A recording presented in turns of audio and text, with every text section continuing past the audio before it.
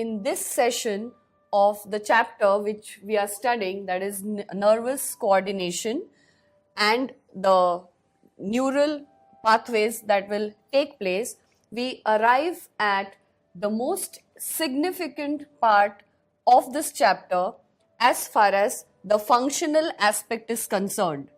So far, we were focusing on the different areas of the brain, where which area was taking care of which part, which activity was being controlled from which part of the brain. Then we moved on to see the different components of the nervous system, where we saw there was a centrally located center, then there was a center which was then being spread out to the peripheries, and also the autonomic nervous system, which did not bother the brain but moved through the spinal cord.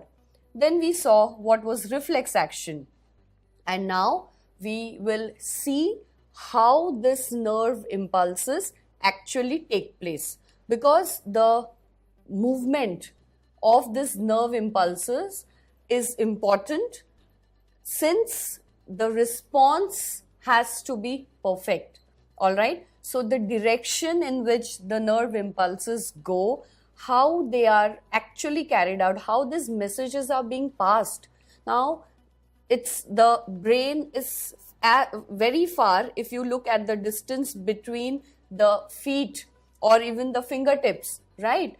And from the fingertips going to the brain and coming back, and that too happening in a very short span of time, requires an excellent coordination and a perfect method that has to be followed. We cannot allow any mistake to happen here, correct? And so the way this nerve impulses are being transmitted has to be studied very carefully.